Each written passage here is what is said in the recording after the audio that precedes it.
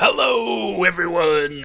Welcome back to some more Oxygen Not Included. This is the Ravaging Hunger playthrough, the second playthrough. First one we made it to 400 something cycles, hoping to go much further this time.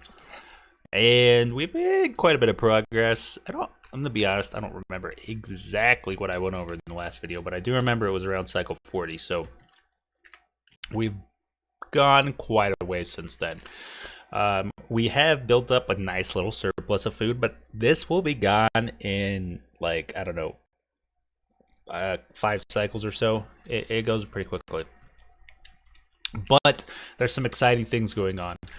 One, I'm getting my greenhouse set up. So you can see this is looking kind of weird, and maybe you've seen this setup before, but when I saw this on the forums, and I'll leave a link to the forum post where I found this, because there's some other greenhouse builds in there that are pretty interesting as well. So I'll leave a link in the description if you want to check that out. But the ceiling light here, if you look, it can actually hit all of these farm tiles. So I never actually knew it could do this. This was so weird when I saw it, but it does work. So it's pretty neat how you can just use 2 lights in here and you can support 39 plants. I thought it was anyway. Now I do currently have we've got air tiles going through here, but eventually I want to pump this full of carbon dioxide and have them like enter over here or something. We'll just get rid of one of the plants, and they'll have atmo suits on the entire time. So that way we don't have to worry about the carbon dioxide, because if we just plug this up and we didn't have the vents, then the dupes in here would breathe carbon dioxide and it would like settle down onto the plants, and then they would be under pressurized because there's not enough of it. So that would be an issue. We do have our Great Hall set up, so our morale is friggin' excellent right now. So we have started to put people into higher position jobs, which is great. Not a whole lot going on up here. I am starting to dig out a little abyssalite so I can start to insulate things a little bit. What else we got going on here? Mealwood's good.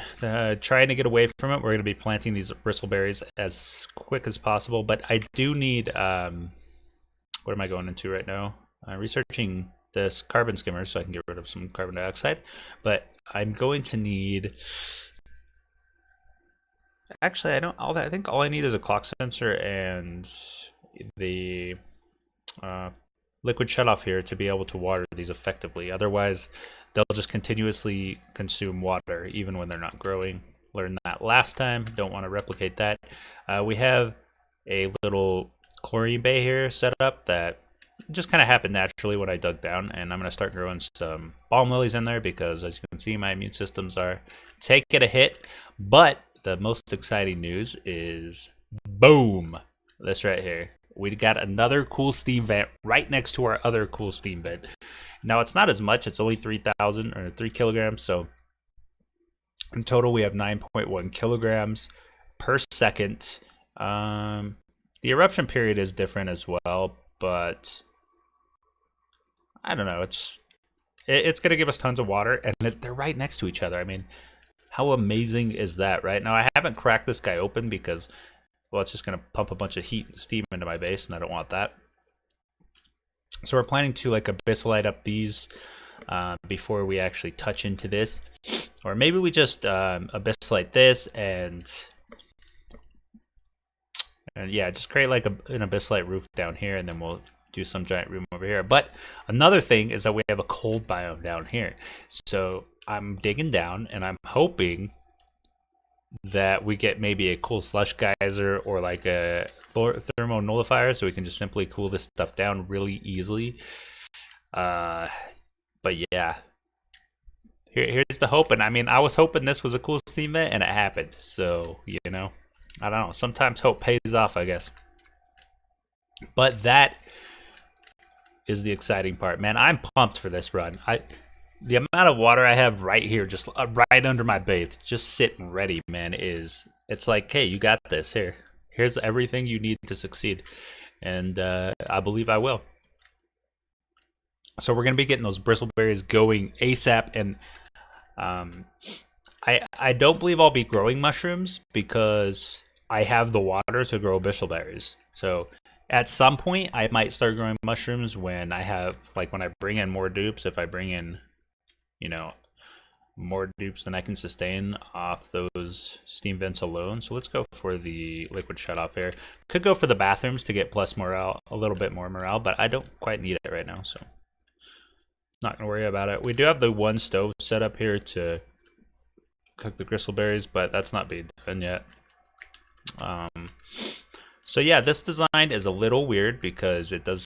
I normally like straight, square, things, not these jagged lines, but I like the design of this so much that I'm gonna go against my brain, because my brain is telling me this is ugly and it needs to be fixed. But I think we'll make it work. So we can use these little pockets for like Atmo suits to get in here or something. And in case you're wondering, yes, this entire area right here is the size of a greenhouse. I think it's like one tile less than a greenhouse or something. So that's how it's going to work. But you do have to do, you have to build it like this. Some like that. I don't really want to pop this open and let chlorine yet. I'm going to try and figure out a way to get in here without doing that. Probably just make some doors up here, like a series of 4 or 5 doors, and then hop in and build this wall first. And that should push all the gas out that way. But yep, this is exciting. So how many, I haven't actually figured out how many I need to support 3 dupes yet, but I have the numbers in a sheet. I just have to look at it. But I know that this should be enough. At least 3. It should be enough to support at least 3. So we can get a carbon skimmer, because as you can see, I'm starting to get quite a bit of carbon dioxide built up down here, and I don't want it starting to push its like way up over here. We need to take care of it. So I'm thinking what I'm going to do, because this is a gas lock right here, I think I'm going to build the carbon skimmer over here. This way carbon dioxide has to go through here and then fall down into here before it gets skimmed off. And that way this gas lock is always pressurized with carbon dioxide, and the rest of my base is not.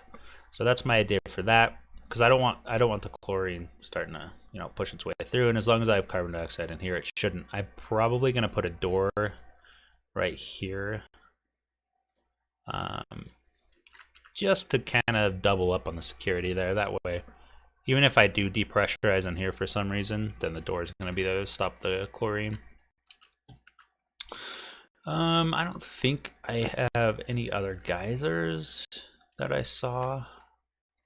Pretty sure I don't. Yeah, but still, I'm pumped about this one. Cold biome, hoping for that cool slush or a thermal nullifier. But yeah, that's pretty much the full updates. Let's see, what am I planning on doing? I'd really like to get another dupe in, but I don't think I'm going to do that until I have all my bristleberries planted and I have like water being pumped up there. I do have all this prep to kind of be dumped in, so all I have to do is like dig up here and just pop a hole right here and let the water just fall down. So whenever I run out of this, no big deal. Over here there's not that much over here. I might just like pump that over into this one or something, just to simplify it, because I would have to run power up here, but not a big deal. So yeah, that's pretty much it. I think going forward, we're going to start exploring a little more, because I don't have a lot of slime biomes by me. Not really. You can see this huge algae patch. It's so nice. I can rely on algae for oxygen for a while.